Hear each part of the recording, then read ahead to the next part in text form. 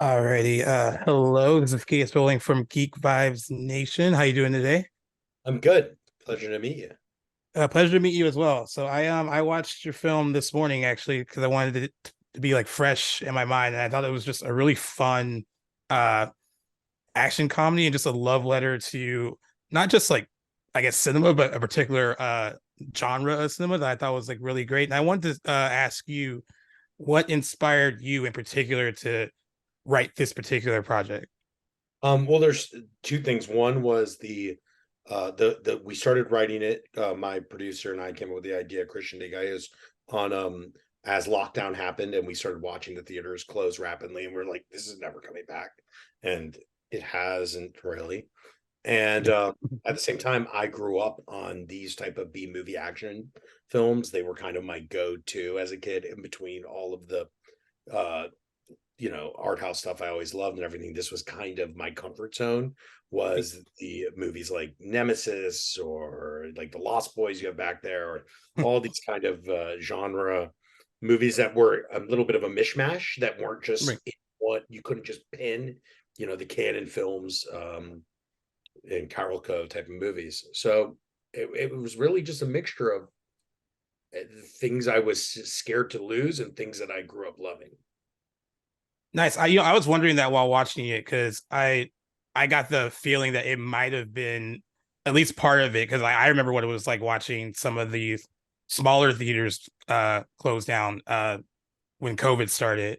And I know we lost stuff like certain ones like the Arc Light, some of like the bigger ones, but it was honestly seeing these like smaller places uh get shut down that really affected me as like a movie fan and someone that likes to go to the movies, and felt like we were losing that as well. And I was wondering if that was like part of the inspiration for the story. So that's really cool to hear that, all these I love all these little like facets of it that kind of created the story for you. Actually, it's really cool to hear. Thank you. Yeah, no, it totally was. I mean, I love those theaters across, and when we were researching, I went to a lot of theaters across the country, and Mm. hearing just like had the plight of them, like a lot of them were closed down. Like there was too many closed down, beautiful little theaters that are probably going to just get ripped off, ripped apart, and turned into like a Sweet Green or something, or whatever, a Chipotle. And Right. it's sad because for so long these places were, where we communed as Right. our small neighborhoods and cultures and societies. Right. I agree. I also wanted to, I want to ask you, looking at Terrence Howard's performance, what I liked is there was a like very sincere nature to the performance that I thought was really good. And even though it's in this kind of like heightened kind of like action comedy, I love that he seemed to come to it from a very real place. And I was just wondering if that was intentional, just to have him kind of play things kind of. I know he doesn't play it straight the entire time, but a lot of it seemed like very much a very sincere, very grounded performance. I was kind of wondering what the as far as direction for him was in that regard. My direction was, when he showed up and I saw the direction he went, was to not get in the way of it. There you That go. that's what it was that's what I realized, was like it was written a little more hard and a little more badass. And when I saw that he was bringing this kind of human side to it, that this grounded reality, I had to just not get in the way and try to make it be something else. And I'm really proud of what Terrence brought, because that's the difference between that's what Terrence does. He Right. he doesn't phone it in. He shows up and he brings a real belief in what the character is in a very respectful way. And he just I that's him, and I just didn't want to get in the way of it. Nice. Yeah, that was I think one of the things that really stood out to me is of course he's been in so many great movies, given so many great performances, but um it felt like he really did just show up with a very like I mean it meant something to watch him come to it from a sincere place because you when you're thinking about the angle of like losing these kind of places like that, some of those owners, it was their kind of heart and soul to kind of have these places. So for him to come at it from that angle, I thought was just really good and gave the movie a little bit of heart too. Like he is like the heart of the film. So that was really great to see. And the fact that he brought that for you is like really great, I thought. Yeah. I'd rather have it have heart than just be like another cool action movie. I love Right. action, but I also think that's what I like in a lot of the action movies I love, is the kind of melodrama that a real actor will bring to, even, Rucker Howard would used to do it as well in these kind of low end, Yeah. you call B or even C movies. He brought this real humanity to, I mean, and I think Terrence it's not that type of film, but there's a heart. There can be a lot of heart to movies, to Right. these. Yeah, I agree. And it is and speaking on Terrence Howard, how did it come about getting him for this project? Super, super organic, through my producer. Just Nice. him and Mira, his wife and manager, she's and producer on our film, was just she read it, loved it, and was like, let's talk. And it was really a beautiful collaborative process. I don't know if Terrence has ever done a movie of this, like, Yeah, I was um trying to look back too, and I couldn't really find yeah, I anything. don't It think was he's so done great something to that's see. probably this small or this, like, I mean, there was no trailers, there was nothing. Like, he was in the bottom of the theater in the basement, and it was his like dressing room, and he used to call Yeah, it the morgue. But I mean, we were just like, we were in it. We were, conspirators, and I couldn't have asked for a better partner in the whole thing. that's nice, and it's cool that means to collaborate with someone that respects the work too. And I think that's kind of what came out of it. It seems that more than it just being like, hey, it's not a big project, like, but it doesn't really matter if they're big or small as long as he respects what he's doing. And it seems like he respected um what you were writing and what you were directing as well. So that's awesome, and that's really great to hear. Yeah, no, I couldn't. He was the most respectful. I mean, it was really a nice experience. As far as the movie theater, where did you guys shoot all that stuff? As far as like locations or anything? The Warner Grand in San Pedro, Okay, and they were amazing to work with. It was just an nice. honor to be. I mean, they let us destroy their theater for a couple weeks. That place is truly, it's built by the same architect as the Pantages. It's Okay, truly a gem of architecture, and uh not and as a movie theater. And it's been there for about 100 years, and they're about to start renovating it. And Lee and everyone there were just, I couldn't have asked for a better host for us. nice. Did you guys kind of feel that kind of like history while shooting there? Yeah, I mean, they let us drive a motorcycle through it, and we were like, what? Yeah, yeah. I mean, it was a really, I could have lived there. I could have never left. I think everyone kind of felt like that. Like, we could have just never left the theater. It was a very nice uh environment to spend a month in. Nice. And with the benefit of a movie like this, it's almost like you got to kind of do a few little like mini movies within one, especially with the Dolph Lundgren stuff. And I was wondering, what was it like shooting a lot of that stuff with him? I mean, a lot of it was just so funny and on the nose and a good callback to those type of movies. And I was just wondering, what was it like to kind of set all those things up with him and just have fun with it? It was really fun. I mean, it was intense because we shot them in like 2 days. Okay, We shot all those mini movies in 2 days, and and uh but he was super cool to work with. He kind of brought his idea of the character, and we went with it. He had been in those films, like, so and we tried to keep it as kind of authentic to that time as possible, like with using, the full load blanks and all that type of right. stuff instead of VFX, except in one point there's a few little ones, but like for the most part tried to keep it as practical, and it was great. I mean, he kind of like, I think in a way that was his natural habitat. He had spent so much of his life being in an action star. Right. So yeah.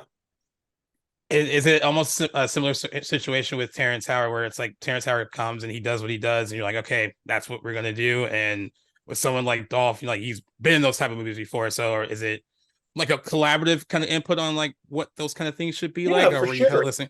Yeah, Yeah, yeah, we were absolutely collaborative. I mean, the thing with Terrence is like, Terrence and I, we had spent months kind of doing this. Like, Dolph was there for a week, so it was a little different of a relationship. But yeah, um, he definitely, he showed up, does his thing. But everyone was fighting. They all wanted to make something really good. That was the nice thing. Was like everyone was like, no one any of the ideas that were being set forth were for the better of the film. So I think it was a lesson in like dropping ego and just going, okay, we're all like trying to do the best for the film. What is Right. that? And with that in mind, the conversations were great. And yeah, you know, it was a really nice, you know, anything was for the betterment of the movie, not for any kind of selfish reason. And as far as the kind of the notion that's kind of presented where there's these like bigger entities, kind of corporations coming in to try to basically get rid of like the little man. You kind of probably see that a lot in real life. I mean, what was kind of, I guess not so much the inspiration, but like in writing, were there certain things that you kind of saw in real life that kind of wanted you to, I guess, pick at, like, you know, kind of these bigger kind of corporations not really caring about what these kind of like mom and pop kind of places mean to like the community or the people that even own them, if you know, that were probably in their family for like generations or like kind of stuff like that. Every day. I mean, I see it. I think LA, you know, I saw LA go from being this beautiful kind of like it was a new city, but really like kind of had this beautiful timelessness to overnight and then being absolutely accelerated by COVID. Almost any sort of local, it's, you know, you used to be able to throw a rock and find an amazing old local business to tons of history, and now it's impossible to find. Everything's become sweet greens and Chipotle's and freaking, you know, Starbucks. whatever else. And now we go to AMC's as if they were, you know, art house theaters, because, you know, we have only that in the Lemley and then a few little revival ones. Like it just, in general, we've given the bag away to these corporate overlords and these tech overlords, and they're not artists. They don't care about you. They got accountants. You know, you're just zeros and ones and accountants and bean counters, and that's why we're stuck in this world of content. And I'm very passionate. This film to me is very passionate about something that I've seen happen over and over again. And I'm from New York City. It's happened in New York City, Yeah. and it's happening everywhere. And like, to be honest, I don't want to live in a world of that. I think that, you know, I don't know. Yeah. So yeah, I did see it all the time happening with gentrification, and it pushes people out of their communities. And then they got to go find other communities, and then they, you know, they're spread out and they don't have their neighbors, and it's a terrible chain reaction. Yeah. I mean, that's why I think it's important that we have filmmakers like you, like, you know, what appears like you're making something on a smaller scale, like eventually, you know, enough people see it and they kind of go like, oh, I see what they're trying to say. I see what's going on around me too. Um, and you have like, you know, a voice and an outlet to kind of express that and put that out there. And I think that's really important because I think we all, like you, see it every single day. Um, and it's a little sad. I mean, not actually more than a little sad. It's pretty sad. And it just seems like it hasn't gotten much better. And, you know, the little guy is still trying to fight to stick around. And like, even though, I mean, that's the thing about film, even though you're making this kind of fun action comedy, there's like something to be said in the context, what I think is it makes it much more than just, you know, a dumb mindless action film. It has something to say, and that's what I respect about your writing on this particular project. Thank you. That means a lot, because like that's the thing about genre. That's why I love genre films, right? Like horror, all these things is like we have an opportunity in a kind of wrap of entertainment to maybe make a point that can seep through and still be enjoyable, still be entertaining, still be a fun ride, which is the ultimate goal, is to enjoy the movie. But at the same time, to walk away and go, oh, we can talk about gentrification. We can talk about kind of our relationship to corporate entities that are pushing people out, not only of the digital space and of the artistic and of just of their actual physical spaces. And Right. then it's I feel like if people walk away talking about something, I've accomplished my goal. I don't know if it's good or bad. That's for you to decide. But if Right. you're going to have a conversation afterwards about it, I'm very happy with what I've done. Very cool. Yeah. Well, you should be proud. I mean, it's a really good project, and I really enjoyed what you had to say. I love that it was fun, but it also had a message too. So that was, you know, solid writing on your part. Thank you. I want to ask you really quick because I don't want to butcher her last name. Is it Amanda Reddy? Is that how you pronounce her last Getty. name? Reddy.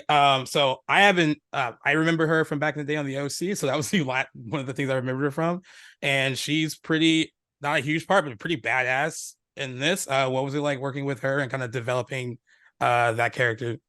She was awesome. I mean, it was kind of an interesting casting process, and I'd met her kind of over the years through a mutual friend, and it just, it's like it just kind of worked out, and she was perfect. And she just, again, like she didn't actually have that many days to learn. It kind of happened late in the game, her casting. Yeah. So she didn't have that many days, and she just showed up like a machine, like a robot. Like she was like, I understand this character. I got all the lines. We shot all the sword stuff with her in under half a day. Wow, Like, that's crazy. yeah, dude. Like that's what I'm saying. Her and Terrence, like, they were just like, we're gonna work this out. We're gonna make this work. Like, so there was a kind of, I mean, she's a really amazing person to work with. Like, a kind of workhorse. She had done so much TV with The Mentalist, but beyond that, just is one of those like consummate professionals. Shows up, talks it through, and does her job super well. And Nice. it was awesome working with her. Nice. I mean, she has screen presence too. Once she's the first time you see her, like she kind of commands it. So I was, I hadn't seen her. And I mean, like I said, the OC. I remember I didn't watch The Mentalist a lot. I remember in the Friday 13th remake as well. But this was like a nice change, like to kind of see her, like I said, be a badass. And the fact that like that source of you said was done in like half a day, it's crazy. Like, I mean, it looks like it took longer than that, and it shows on screen. So that's really cool to hear. Yeah, no, it was awesome. And like they showed up, like our Jackie Gerhardy, our core fight choreographer, they just kind of like figured it out, and we walked through the beats.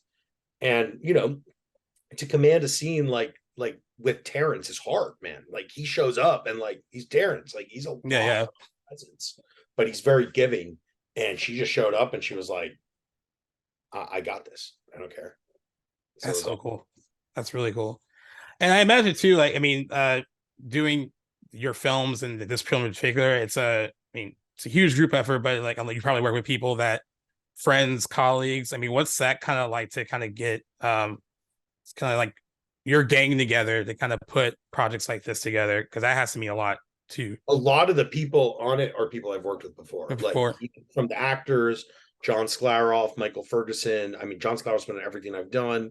Michael Ferguson was in my last movie. They played the two bad guys. Then tons of people, Clemmy Dugdale, like, like these are all people I work with. And then the crew, my DP, I had done another film, Trespassers, with Noah. He's a good friend of mine. Coco Regal, we had done my last film as costume. I mean, it's just like this really nice, you get this kind of everyone, the sound guys, Steve Hunt, like these are all people I've worked with for going on a decade in a weird way.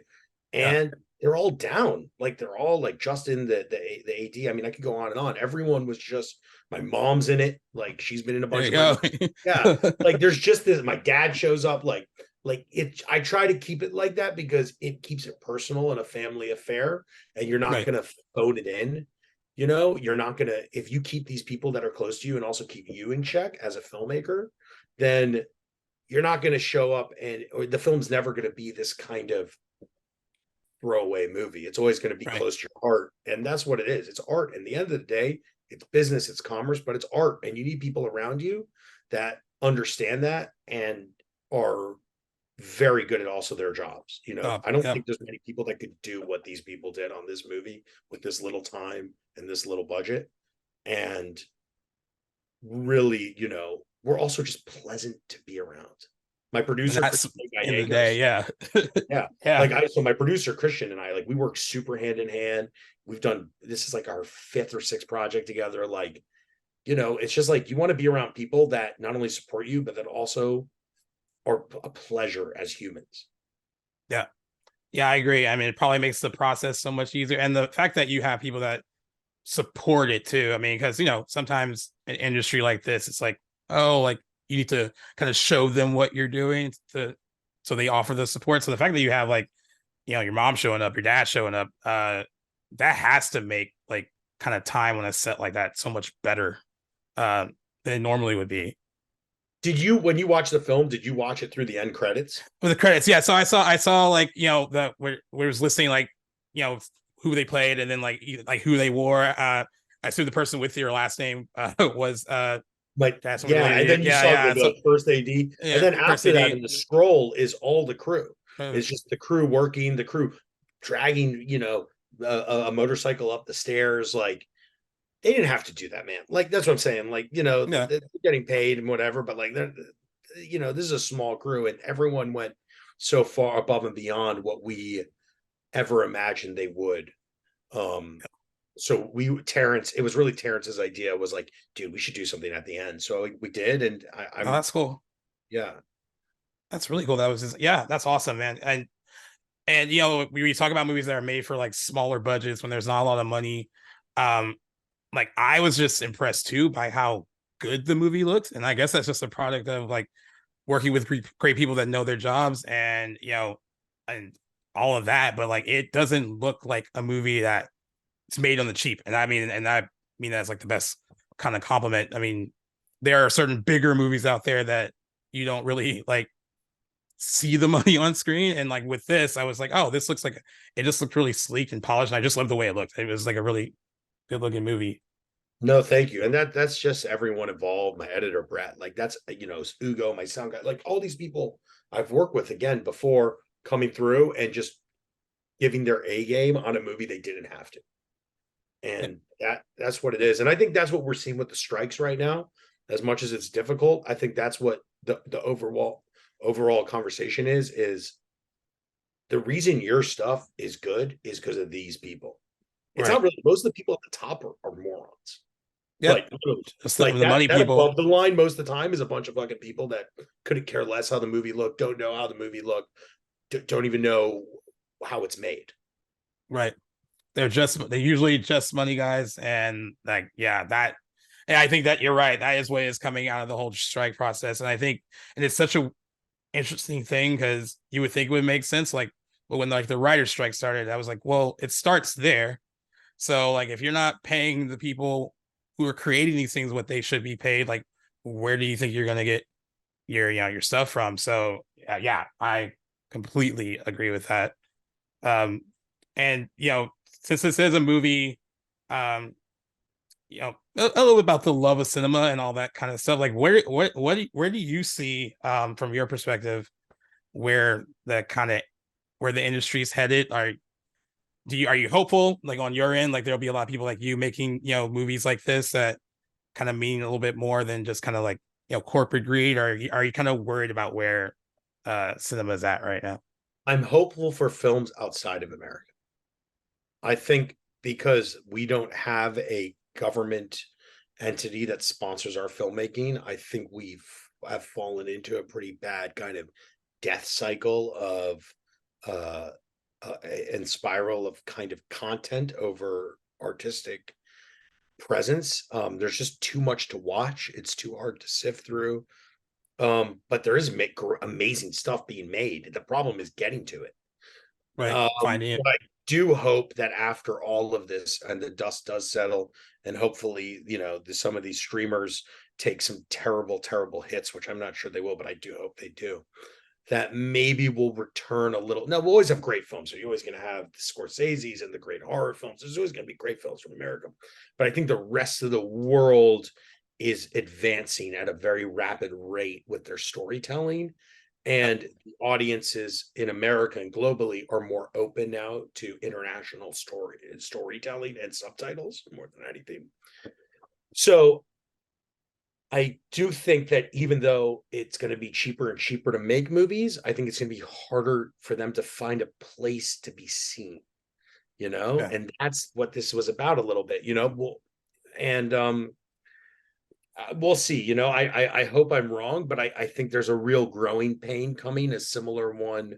The world wasn't ready for the change, the acceleration of streaming, yeah, and neither was the industry. And but I think there's also a return to physical media. I think there's a return to collecting. I think there's a new wave of people popping up that kind of want an experience. So I'm hoping that over time that will take place, but I'm not. Yeah, I think there's a big growing pain coming right now for this industry. interesting. And my last question for you is for people that are going to see this film, like what are you hoping that they'll take from it? Have a good time, and also, take I say this, but like progress doesn't have to cut out the little person, it doesn't have to cut out the things that we love and are close to us. And to be honest, just like go to a movie theater, go to a local like restaurant instead of going to, go to a local coffee shop instead of Starbucks, go to a Right. just here and there. Like we can support our communities a little more. And that's kind of what I would hope more than anything is to just, you know, I to walk out of it and go like, our community does matter, and we shouldn't be, and Right. they'll support us if we support them. Agreed, man. Well, I think with voices like yours, it's certainly going to help. And I honestly can't wait to review this film for our website because I really enjoyed it and hopefully can kind of help get more eyes on it when it comes out. That'll So be, thank you so much. This has been really fun. And like, that would be, I'm very grateful for that. yeah, no problem, man. Thank you for your time and wish you the best of luck with it. And can't wait to see what you do next, actually. I hadn't seen your other stuff before this, and now I want to go discover it. So thank you for that, man. Love finding new Awesome. things. Yeah. As a lover of horror, you should check out Trespassers. Just a crazy horror film we did, All but right. yeah, I I'm can on it. see that you like a Yeah. good machete to the head. So I do. That is my bread and butter right there. Yeah. So yeah, I will definitely try to find that. Yeah, for sure. awesome. Thank you so much. No problem, man. Thank you for your time. Peace.